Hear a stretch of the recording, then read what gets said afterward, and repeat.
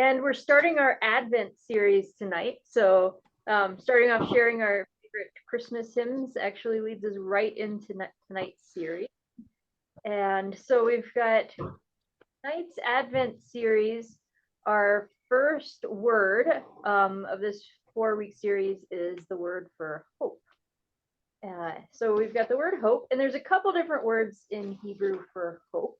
The two that we're going to look at tonight is Yaha, Yahav. So it's like Yakhal.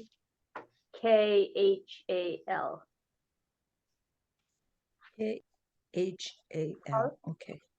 Oh, Oh, that's all. you say the Yeah, the L? but it's got like the Guttural sound. guttural Yaha. ch. Spit Yaha. going there. Is that the same as hope? That's hope. Yep. Okay. Another word for hope. There's multiple Hebrew words that are translated as hope. So a second word we're going to look at tonight is kavah. Oh, And so that's Qavah. Do it again. Let's start with a K. Q. Q. Yeah, I did Kavah. too. Qa. I wrote down a K. Did too. Qavah. And Kava. that one also means hope. That also means hope. And there's some Oh, others it's too. translated as hope. Translated as hope. Yeah. Yeah. And in Hebrew, do these have different connotations? Yes. Yes. Everything in Hebrew does, but it's not quite we'll just jump in and you'll see. So let's start Okay. with defining hope in English. So we know where we're starting, what bias we're bringing to our Hebrew text. How do you define hope? What is hope? That was the beginning of my sermon yesterday. A feeling of expectation and a desire for a certain thing to happen. So it's a feeling of expectation and desire but not just any desire for a certain thing to happen. A certain thing to happen, yeah. What else?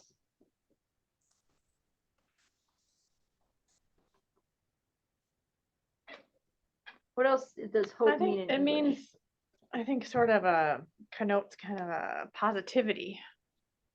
You know, if you're a hopeful person. Okay. So kind of positivity, optimism. Yeah, my mom took like kind of like bad turn today, and my dad wrote this long thing, and I sent it to a few people. I sent it to, and two of them were like, "Well, at least he sounds hopeful still," or something like that. So they used that exact word to two of them. So, yeah. It's positive. Yeah, I think Okay. of that one. If you lose hope, it sounds very negative.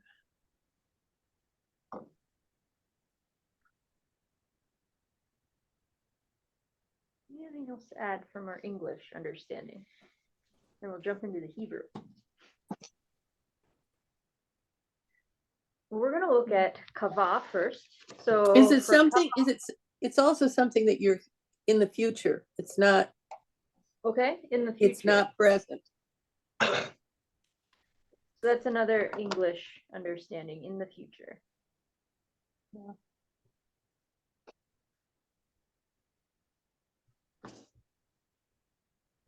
So let's turn to our handy, what has become our dictionaries, Genesis, chapter 1. Yeah. Very much. Genesis chapter 1, verse 9. And we're going to look first at kavah.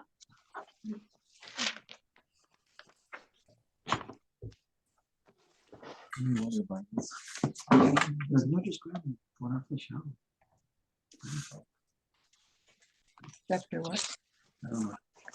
1. Oh, chapter 1. Verse 9. Okay. 9. You said? Chapter 1, Oh. verse 9. Focus. All right. Does anybody want to read their chapter 1, verse 9? I can. Then God said, "Waters under the sky be gathered into one place, dry ground appear. So it was. In the NRSV is, and God said, let the waters under the sky be gathered together into one place, and let the dry land appear. And it was so. Any other? The Jerusalem Bible is very similar. God said, let the waters under heaven come together into a single mass and let dry land appear. And it was so. So in our first, this kava, which is translated as hope, I'm going to insert it into the NRSV. And God said, let the waters under the sky kava into one place, and let the dry land appear. And it was so. Gather? It To be means gathered gather? To be gathered together Together. Huh. is one of the ways that kava is translated. What are This the is what- waters? What are the waters under the sky? So in Genesis, this first story in Genesis, there's this huge dome in the image of it. And there's the Oh, waters that's above, right. waters under the dome. The waters That's above right. the dome are the heavens, the waters below the dome are the seas. Yeah, I And then remember. I've little- got it written up prior. Little Hmm. windows that open up that come where the waters from heaven come through. That's the rain. Mhm.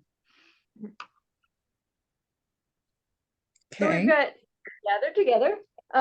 This one of the only places though kava is translated in this way. And so then let's turn ahead to Genesis chapter 49. Wait. And verse 18.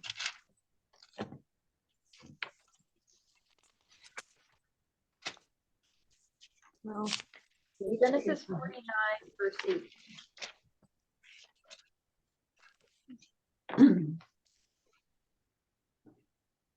Ah, I've got, I wait for your salvation, O Lord. I have a yearn. Hmm. I yearn for your son. I've got, I wait in hope for your salvation, God. Okay. What did yours say? The NIV says, I look for your deliverance. Oh, Mine says, I trust. Hmm. trust in yours? I trust in your salvation, Yahweh. Oh, that's a different English meaning. Yeah. Hmm. So the word here is kava. I kava for your salvation, Adonai, or Yahweh. I wait. I wait, I yearn, I long. I trust.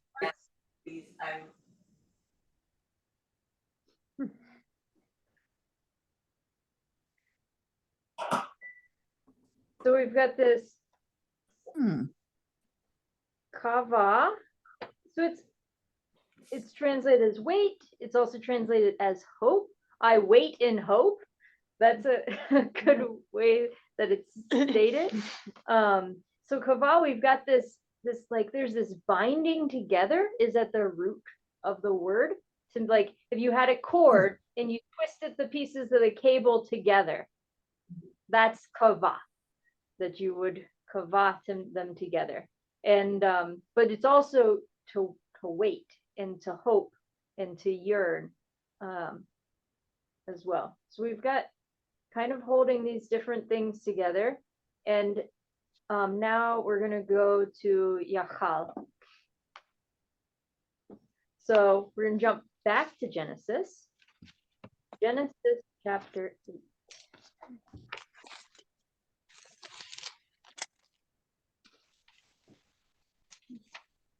And we're going to read a little bit of this before we get to Yachal. Let's start in verse 6, actually. I'll read it so that you can listen. At the end of 40 days, Noah opened the window of the ark that he had made and sent out the raven. And it went to and fro until the waters were dried up from the earth. Then he sent out the dove from him to see if the waters had subsided from the face of the ground. But the dove found no place to set its foot.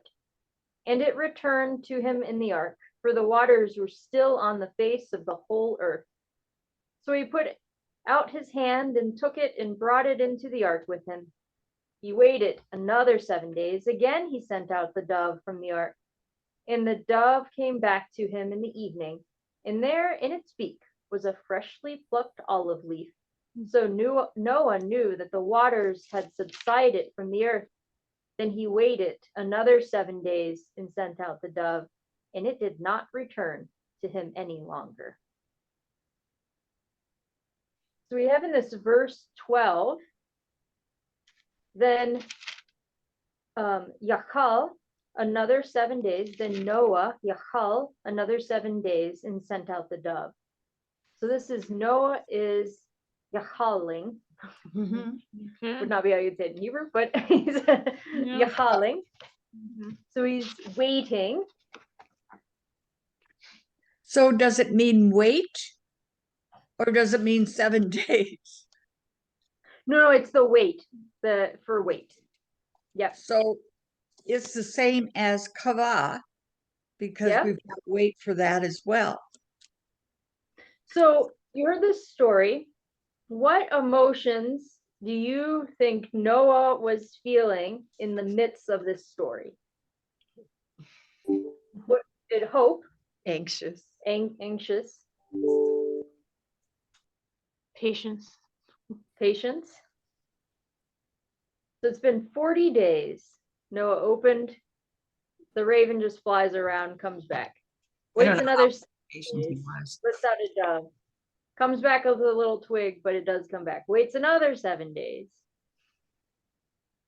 And just fear unknown. Okay. Fear of unknown. Yeah. Maybe questioning, when will this ever end? Questioning. Hmm.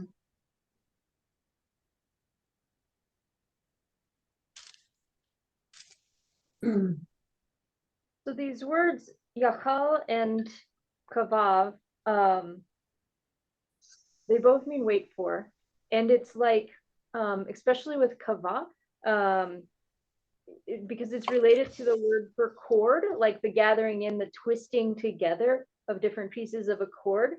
Another way to think about it is like, so if you took a cord and you pulled it, it's got a lot of tension on it. And that is kava, where you have all this tension. Like when you're in the midst of waiting, it's this expectant tension that you are holding. Hmm. And that is hope, that is waiting.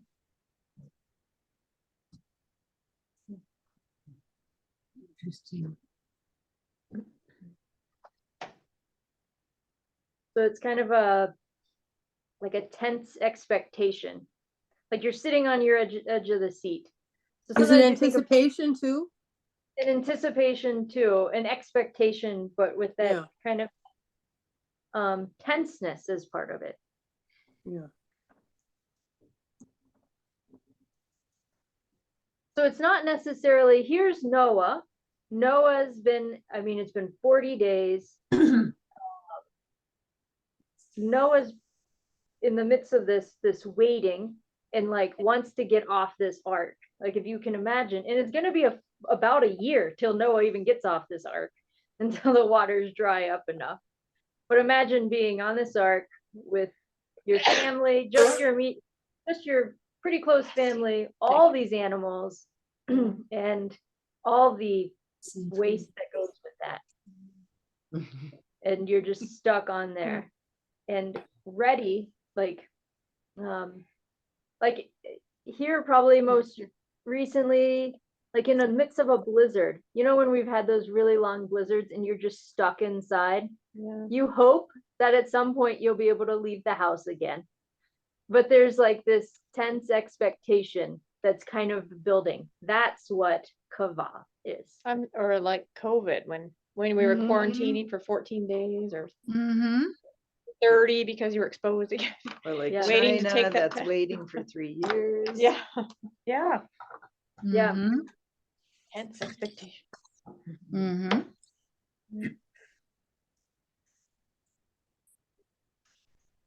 So what is it that Noah is Yakal here? What's the assurance that Noah is waiting to receive? That there'll be an earth. That there will be an earth. Yeah. That God will come through, Mhm. open with what God had promised.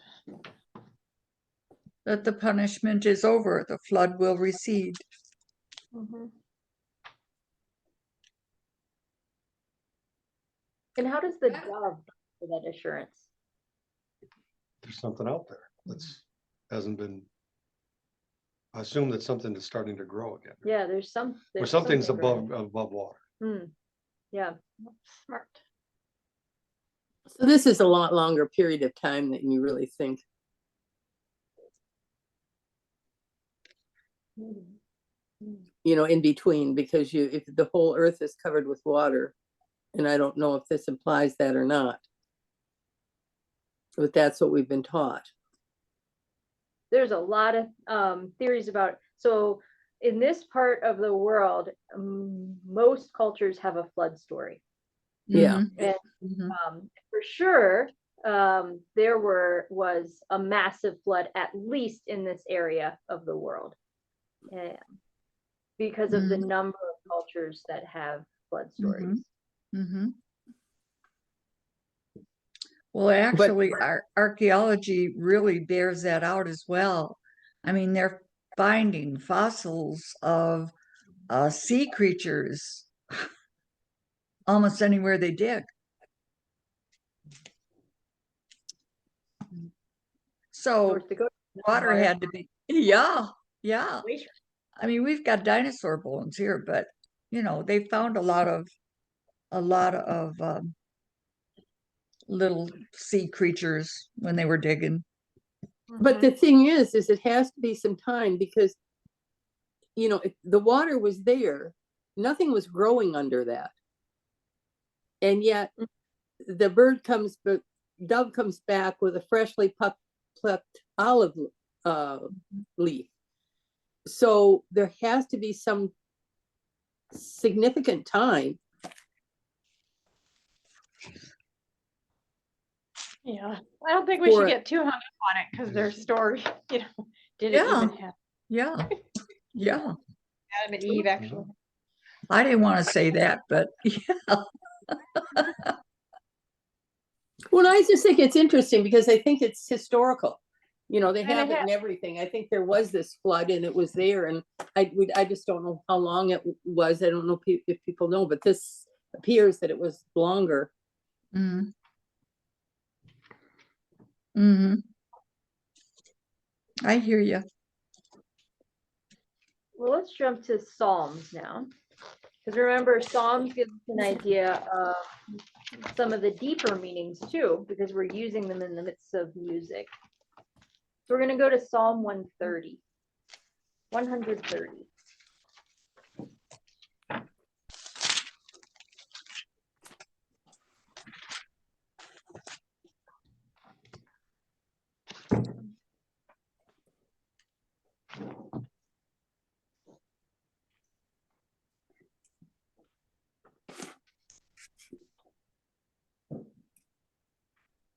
We're going to read all of Psalm 130. Would somebody be willing to read verse 1 through 4, and then somebody else 5 through 8? I'll do 1 through 4. Out of the depths I cry to you, O Lord. Lord, hear my voice. Let your ears be attentive to the voice of my supplications. If you, O Lord, should mark iniquities, Lord, who could stand? But there is forgiveness with you, so that you may be revered. I wait for the Lord, my soul waits, and in his word I hope. My soul waits for the Lord, more than those who watch for morning, more than those who watch for the morning. Was that it? No, Yeah, look got 2 more verses. Oh, Two more 8. verses. O Israel, hope in the Lord, for with the Lord there is steadfast love, and with him is great power to redeem. It is he who will redeem Israel from all its iniquities. I think for I think it might be verse 6. My life's on the line before God, my Lord, waiting and watching till morning, waiting and watching till morning. Well, yeah, why don't everybody with different translations, I know we all have different ones, read verses, what, 5 and 6. We'll hear it a couple times. I think that'll help us. Okay, in the NIV, it says, I wait for the Lord, my whole being waits. And in his word, I put my hope. I wait for the Lord. More than watchmen, wait for the morning. More than watchmen, wait for the morning. And I've got the Amplified, and it reads, I pray to God, my life a prayer, and wait for what he'll say and do. My life's on the line before God, my Lord, waiting and watching till morning, waiting and watching till morning. Hannah, what does your Bible say? Mine is, so I wait for you, Yahweh, my soul waits, and in your word I place my trust. My soul longs for you, Yahweh, more than sentinels long for the dawn, more than sentinels long for the dawn. Long. Wow. Mine Uh, doesn't repeat it. Yours doesn't repeat it? Mine doesn't. I don't think so. What's yours? Number 5, I wait for Yahweh. My soul waits for him. I rely on his promise. My soul relies on the Lord more than a watchman on the coming dawn. Oh, Usually if it yours just has its own repeats- thing going on. There. I know. More than a watchman on the dawn. Wait a minute. So as much as, but it does repeat in verse 7 instead. Oh. Let Israel rely on Yahweh as much as a watchman on the dawn. Okay. Oh, it's just a verse off. Yeah. Yeah. Psalms are like that. Toby's had a lot of hope in it. The word hope. Mine Mhm. didn't. Mine was promise. It was long. Waiting. His had wait. What's wait? So verse 5 here is actually, I wait for the Lord, my soul waits. We've got hope here too. And in his word, I hope. So I wait for Yahweh, my soul waits. And so this is, I wait for Yahweh is that first one. We've got the root of it is kavah. And then the next one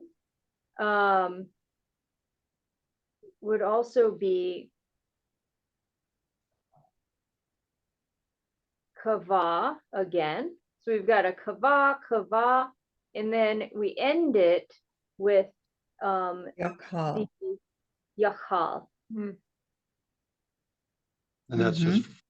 That's just verse 5. Okay. Oh, Mhm. okay. Yeah, 3 times. Verse Mhm. 6 actually is implying the waiting and doesn't actually use that word. So we've got the nefesh, and then it goes for the Lord. Mm, So remember the word soul, that's your nefesh. mm-hmm. Way more than your soul, our English word for soul. And so we've got these words, we've got 2 different words meaning both hope and waiting in just verse 5, and then verse 6 implying back to that. So this kavah, and yachal. Mhm. So what's happening here? What specifically about God is bringing the psalmist relief, or what is it that they're waiting for? Yeah.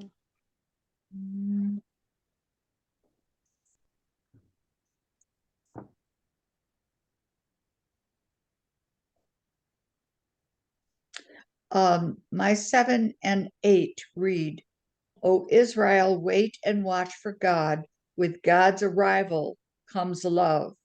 With God's arrival comes generous redemption. No doubt about it. He'll redeem Israel, buy back Israel from captivity to sin. Hmm. So love and redemption. The- Yeah. He's looking for love and redemption. So it's the psalmist is hoping for, looking for, waiting for love and redemption. Mm-hmm. Mm-hmm.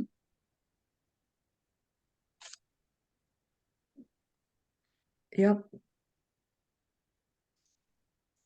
What is it that the psalmist sees as evidence in this before? So it's waiting for these things, but what does it have right now?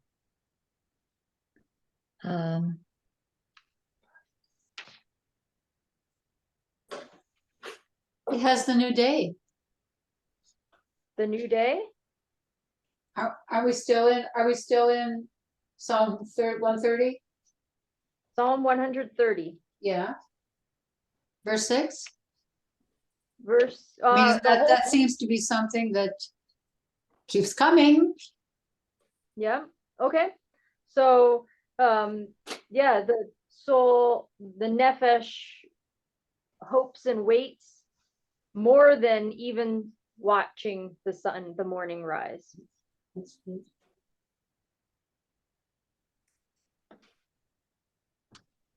What situation is the psalmist in?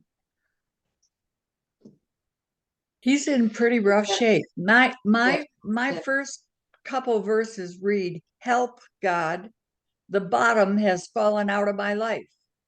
Master, no. hear my cry for help.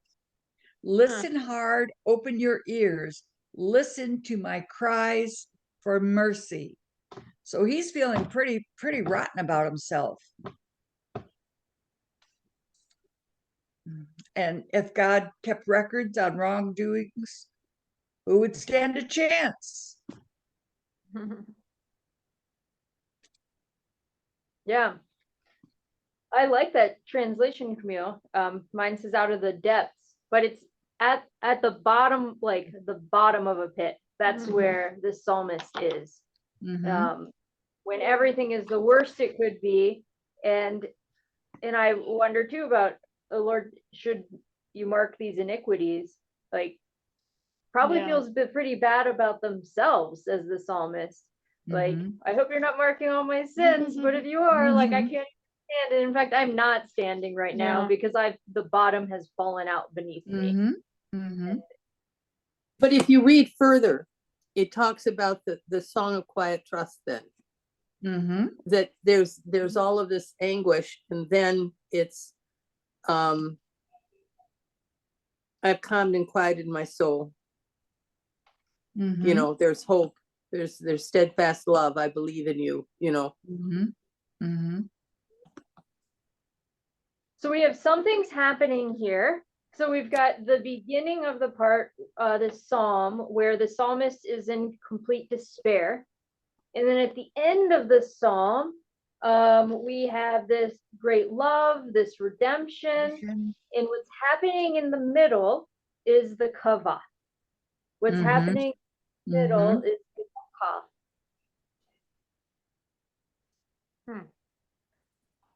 Mhm. But it's happening without even any evidence that these things to follow are going to occur. Because Mhm. here's the song at the bottom of a pit, the bottom's fallen out. And yet, despite that, they choose kavah. They Mhm. choose the wait. They Mhm. choose Mhm. yakal. Despite that, Mhm. despite there being no like signs, there's no signs in the bottom of a pit when the bottom's fallen out that things are going to get better. There are none. All of those signs are now gone. So when there are Mhm. absolutely no signs, that is where the Hebrew understanding of hope is. Mhm. Mhm. So it's a little different than our English understanding of hope in that it's not necessarily tied to positivity or like an optimism. They're Mhm. not optimistic here. They're choosing to wait, despite there Mhm. being no signs of anything good on the horizon. Mm-hmm. Right. Could they base some of it on precedent, on history? You know, like God's come through before. Could Noah, Noah, you've got these stories with to throw in a tiny bit of optimism. Yeah. God came through before. I think they say that sometimes. You But did what- it before, God. what precedents did Noah have? Yeah. Mhm. Well, he told him to build the ark and he took all the time to do it because there was gonna be a flood and there was a flood, Yeah. but he had to have the patience. Oh, well, I You had guess to it wait. happened as God said, maybe. That it Yeah. rained as God said. I suppose. But he built the ark. before, Yeah. Right? And just Yeah. based on his desire to listen to God. Yeah. Yeah. Just so part of hope in Hebrew is this choice. And the timeline. To Choice, make the timeline. choice to wait, to make the choice to hope. And it has an element of will to it. Mm-hmm. And that it's Mhm. not a blind hope, it's like a stubborn hope. And that you're making a choice. And you're not, even when you're at the bottom of the pit, it's making the choice to wait.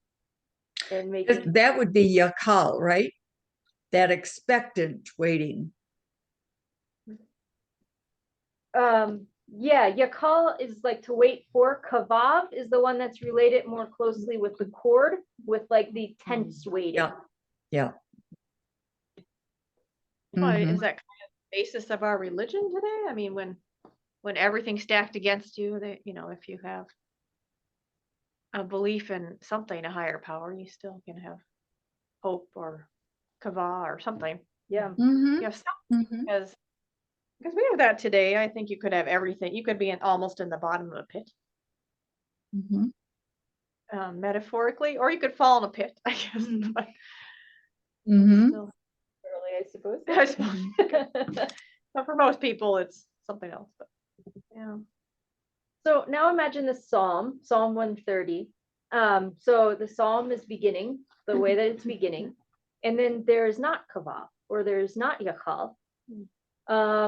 What would the psalmist do if they did not wait for healing?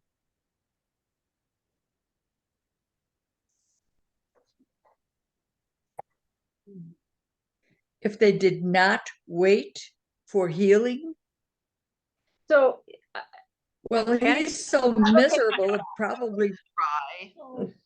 cry. Someone in the library today had a real panic attack. Yeah. No hope. Stories too. So if you met, like, what do people do Just when they have hit the bottom of a pit, the bottom's fallen out of them, and they choose not to wait? What do they do? Die. Sometimes die. Fall into depression. Give up. Sometimes depression, giving up. Choose not to wait. That's a funny way to Suicide. put it. Yeah. I mean, like when you think Could we- that they choose to end their life. Yeah. Yeah. Mhm. We're getting into like mental health territory. Mhm. Did they choose it? Yeah. Yeah. That is a, yeah. But that's what belief is all about, isn't it? Well, and we also see when people fall to the bottom, sometimes turn towards like violence too, or Oh. things that would hurt others, or some type of corruption Most Try to- definitely. themselves. And sometimes out of hurt, when we try to fix things out of hurt, we hurt things further. Sorry and Hagar. Or Yeah. refusal to rely on anyone It's else. not gonna happen. Yeah. So here you go. Yeah, that's That's a right. perfect example. That's 'cause right.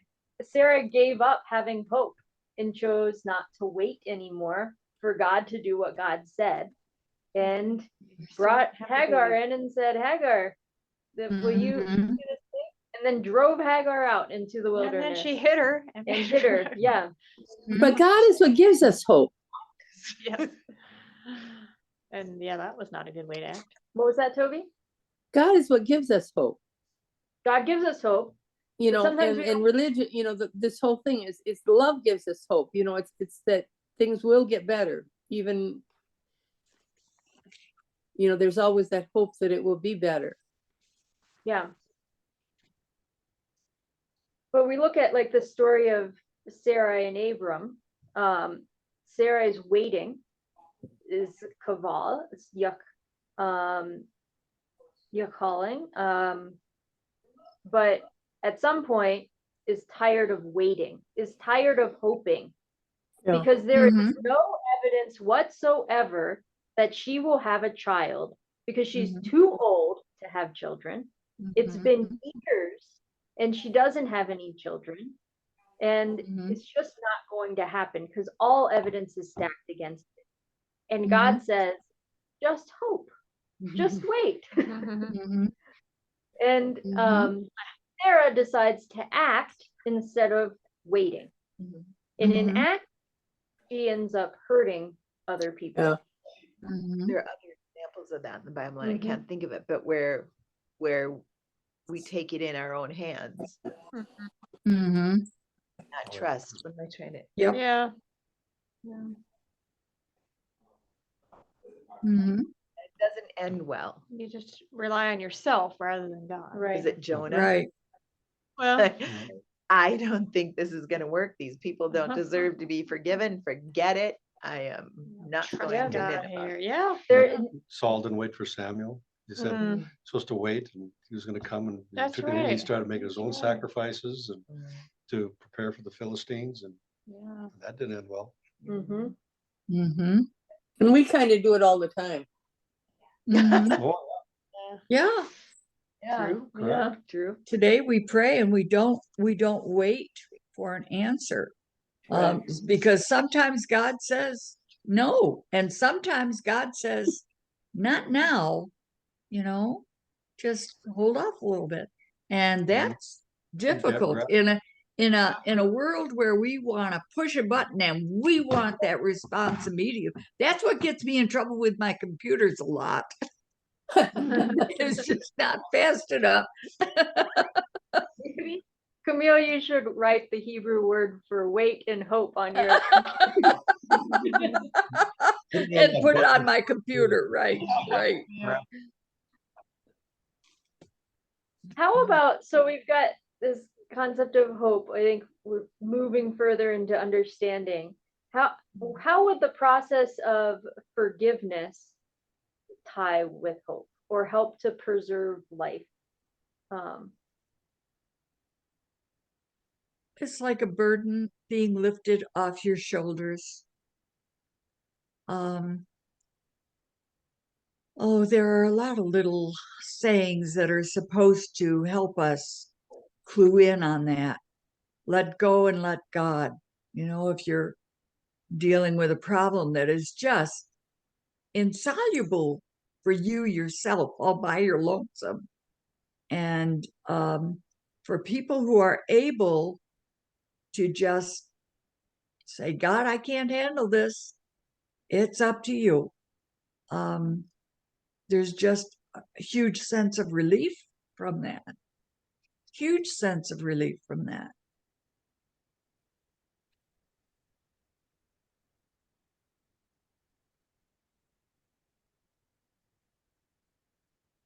Forgiveness is also a process too, and it requires a lot of hope and waiting. Mm-hmm. Mm-hmm. Forgiveness is something that helps you, though. Yeah. When you say it, you're saying, well, I forgive the other person, but really it's something that takes the hurt away from you. Mm-hmm. Mm-hmm. Mhm. Mm-hmm.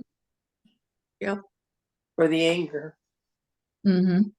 Bigger problem, I think, too. I think a lot of people live sort of beating themselves up or not feeling like they're good enough. I think that's how. So forgiving yourself, being human, I think, is the hardest one. Yep. I agree with you, Hannah. Rather than other people. Mm-hmm.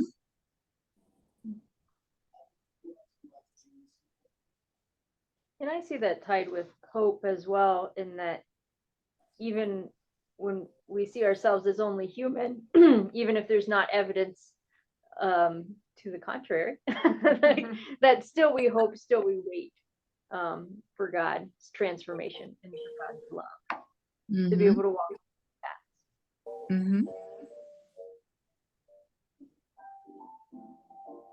Mhm.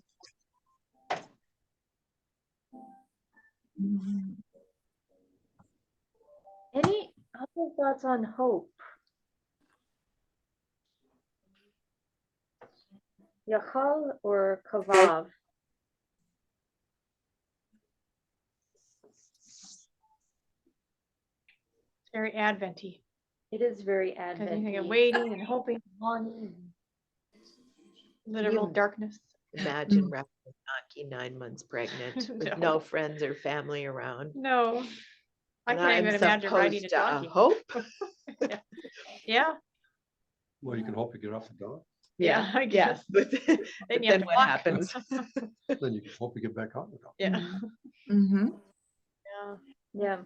True. I'm sure that is used in the New Testament with Mary, mother of Jesus. Is that written? Yeah. So the Greek Those- word for Gospel? is elpis. And so elpis is in the New Testament too. Like if you turn to Luke chapter 2, verse 22. The 2:20. 2:22 in Luke. Oh, 2:22, okay. What'd you say it is, Luke, what? Luke 2. 2. Oh, Luke Two, 2, two. okay. And then what's the verse? Greek word was what? Elpis. And how do you spell that? ELPIS. I'm Yeah. sorry, would you spell that again? ELPIS.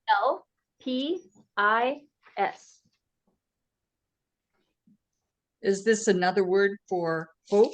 Word for hope. Greek. And so in the New Testament, they're pulling from, remember, even though they're using Greek words, they're pulling from the Hebrew concepts of the words. And so it carries the same whenever hope is being used, it's carrying this same thing forward.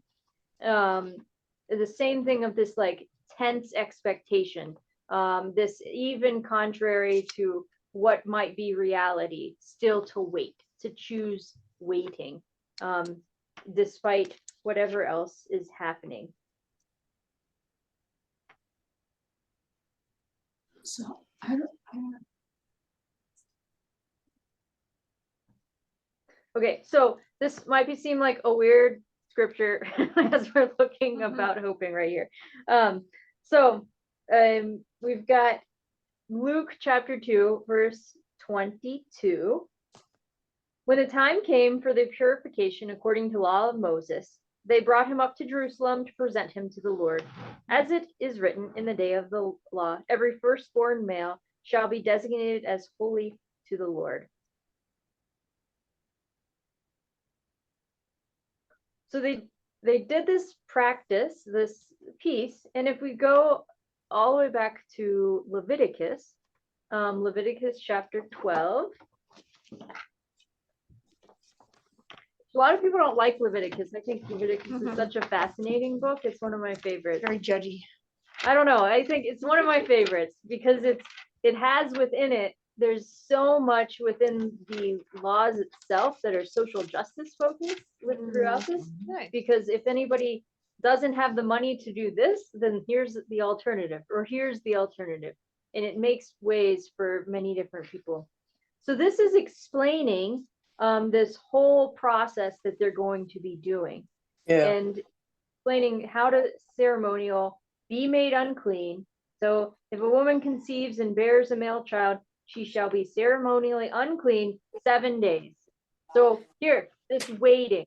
In this whole ceremony, there's waiting. And then once the days of her purification are completed, this chapter, verse 6, whether for a son or for a daughter, she shall bring to the priest at the entrance of the tent of meeting a lamb in its first year for a burnt offering, and a pigeon or a turtle dove for a sin offering. And then this is like if she cannot afford, she shall offer it before the Lord, make an atonement on her bath, then she shall be clean. This is the law of her who bears a child, male or female. She cannot afford a sheep, then she can take 2 turtle doves or 2 pigeons, one for a burnt offering, the other for a sin offering. And the priest shall make an atonement on her behalf, and she shall be made clean. Which means, in reading this, just an aside, we've got Mary brought, stated in the law of the Lord, a pair of turtle doves or 2 young pigeons, which means Mary can't afford the sheep. Mhm. Right. And Right. so this is telling us, and they would have heard this in Luke, this is a poor family. They cannot afford to bring the sheep for this time of ritual waiting, in this time of through which they've gone through to be able to bring this child fully into their family and fully into God's family in this way. And so this is part of the process of hope too. This, it seems like overly ritualistic maybe to us, but those rituals are a part of the hope as well.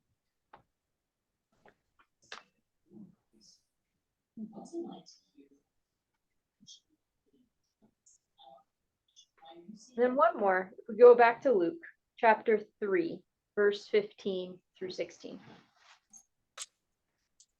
People were filled with expectation, and all were questioning in their hearts concerning John whether he might be the Messiah. John answered all of them by saying, I baptize you with water, but the one who is more powerful than I is coming. I am not worthy to untie the thong of his sandals. He will baptize you with fire, with the Holy Spirit and fire. This we have here too, this elpis, this expectation, and we have tied with it this this questioning that's a part of it too. And they're asking, are you the Messiah? Because they're hoping. They're elpis, they're kavah, they're yachal, all of these various emotions within this, of this great tension in waiting.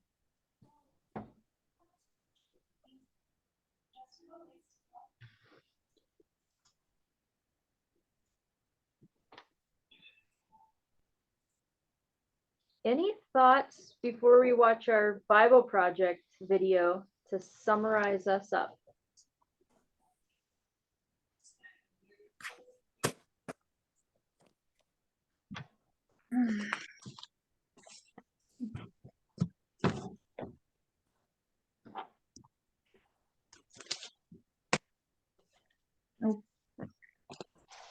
This is a about 4 to 5 minute video. Start it up here. Let's say you want to describe the feeling of anticipating a future that's better than the present. You might be giddy or excited or maybe unsure, but most of us know that experience. We call it hope.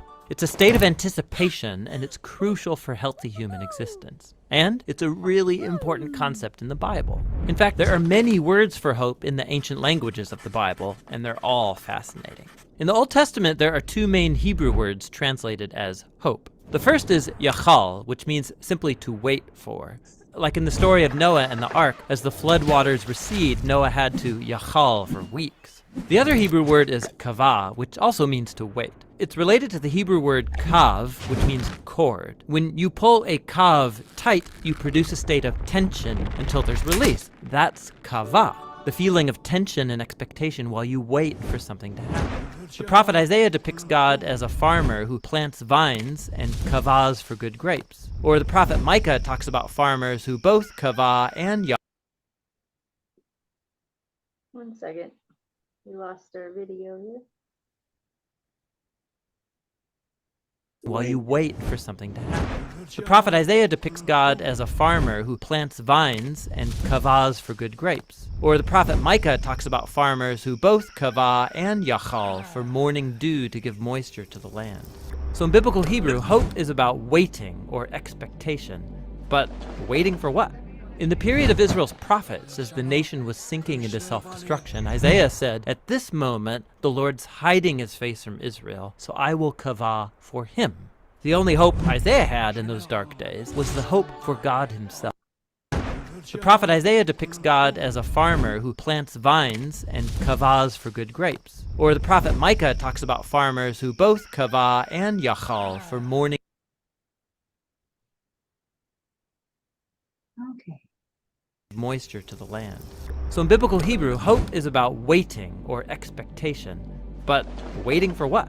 In the period of Israel's prophets, as the nation was sinking into self-destruction, Isaiah said, "At this moment, the Lord's hiding his face from Israel, so I will kavah for him."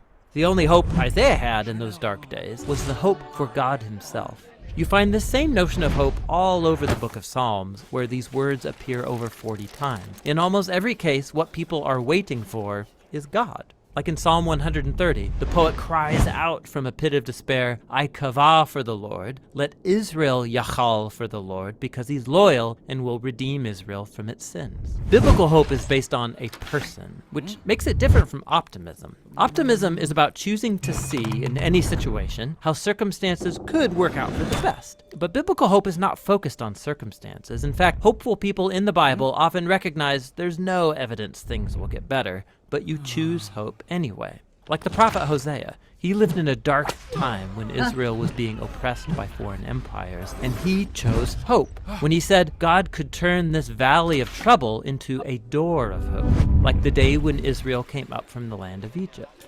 God had surprised his people with redemption back in the days of the Exodus, and he could do so again. So it's God's past faithfulness that motivates hope for the future. You look forward by looking backward, trusting in nothing other than God's character. It's like the poet of Psalm 39 who says, "And now, O Lord, what else can I kavah for? You are my yachal." In the New Testament, the earliest followers of Jesus cultivated the similar habit of hope. They believed that Jesus' life, death, and resurrection was God's surprising response to our slavery to evil and death. The empty tomb opened up a new door of hope, and they used the Greek word elpis to describe this anticipation. The Apostle Peter said that Jesus' resurrection opened up a living hope, that people can be reborn, to become new and different kinds of humans. More than once, the Apostle Paul says the good news about Jesus announces the elpis of glory. In both cases, this elpis is based on a person, the risen Jesus, who has overcome death. And this hope wasn't just for humans. The apostles believed that what happened to Jesus in the resurrection was a foretaste of what God had planned for the whole universe. In Paul's words, it's a hope that creation itself will be liberated from slavery to corruption into freedom when God's children are glorified. So Christian hope is bold, waiting for humanity and the whole universe to be rescued from evil and death. And some would say it's crazy, and maybe it is. But biblical hope isn't optimism based on the odds. It's a choice to wait for God to bring about a future that's as surprising as a crucified man rising from the dead. Christian hope looks back to the risen Jesus in order to look forward. And so we wait. That's what the biblical words for hope are all about.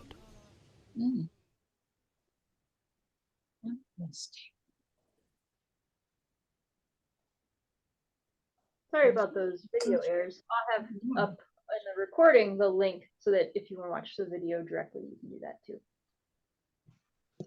Okay. Well, thank you, everybody. I don't know if anybody has any last thoughts. Okay. Thank you. Yes, thank you. Thank you, Gretchen. Do we have homework for next week? The homework is to read, begin your Jesse Tree readings. Okay, And begin that listen- on December 1st, right? or before, whichever way. Okay. But if you're, I know sometimes, especially this season, it's easy to get busy and miss a day here or there. So it can help to start earlier. But if you have the set time, then December 1st, there's enough readings to go December 1st to December 25th. But that's why I didn't put dates on, so that you can do what works. Okay, Listen for hope while you do it. listen for hope while we're doing it. Okay.